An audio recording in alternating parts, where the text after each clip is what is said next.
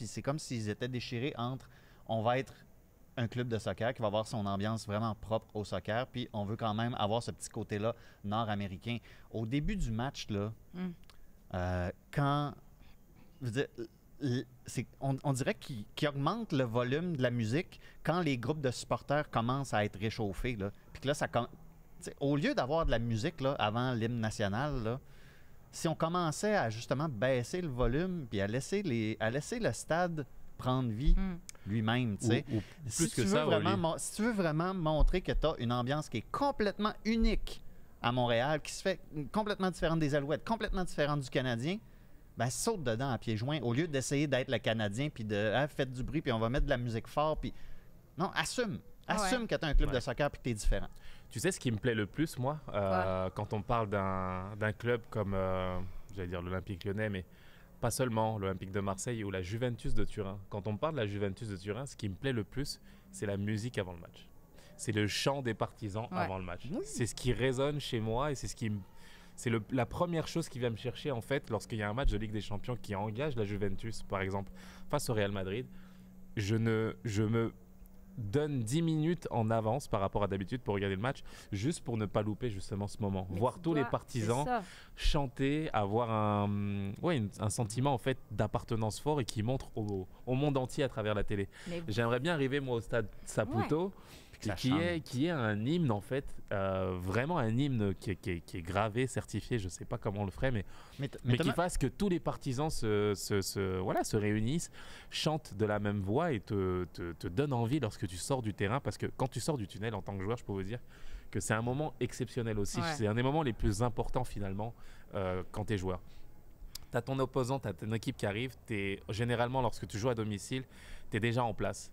Tu viens avant l'adversaire et l'adversaire vient par la suite. Mais je peux te dire que quand tu joues à l'extérieur et que tu as justement cette impression où tu as tout le stade qui chante pour pousser ses partisans, tu as déjà perdu 20% en fait d'afflux justement, pas de concentration, mais tu sens déjà que tu vas pas te battre contre 11 personnes, tu vas te battre contre tout un stade et 11 joueurs. Quand l'Impact arrive sur le terrain à l'Aruela, puis que ça fait déjà 2 heures que ça chante. Exactement. Mais il faut imposer cette identité-là, il faut la développer, cette identité-là. C'est ça. Et... Mais t'as même pas besoin d'un hymne consacré ou quoi que ce soit. Tu sais, si t'es un supporter du dimanche, mais là, bon, tous les matchs sont du samedi, ça marche pas, mais qui y va de temps à autre, mais tu sais, tu reconnais l'air des chansons qui sont chantées d'un part et d'autre du stade, que ce soit 1642 ou le collectif Impact Montréal. Tu reconnais les airs puis tu reconnais certains mots, mais le match est en cours. Tu n'as pas le temps de te consacrer vraiment à qu'est-ce qu'ils sont en train de chanter exactement. Avant les matchs, même sans mettre les paroles, si tu n'es pas en train de te concentrer sur le jeu puis tu te concentres avant le match, ça fait 10 minutes là, qu'ils sont en train de se pousser des chants ou même de se faire un aux armes. Enfin, je ne fais pas un aux armes avant le match, là, mais tu as plus de temps peut-être pour justement décider un peu qu'est-ce qui se chante au-delà de c'est ici que je vis, c'est là que tout se passe. Peut-être que tu comprends la suite. Il faut mettre ça, l'avant-match, là, vous avez raison, il faudrait le développer. Puis il y a d'autres sports, d'autres équipes qui ont développé cette identité-là. Si on regarde d'autres sports, par exemple, je pense au hockey. On sait que les Golden Knights de Vegas, les gens, même si... Non, mais avant le match, il va y avoir... J'aime pas ça, mais c'est eux, tu sais. Non, mais ils ont développé leur identité. Tu vas voir les Golden Knights de Vegas, tu sais qu'il y a un show avant. Angel City FC, dans la NWSL, ils ont déjà des chants, ils ont développé une identité, un sentiment d'appartenance, puis c'est une équipe d'expansion de soccer féminin.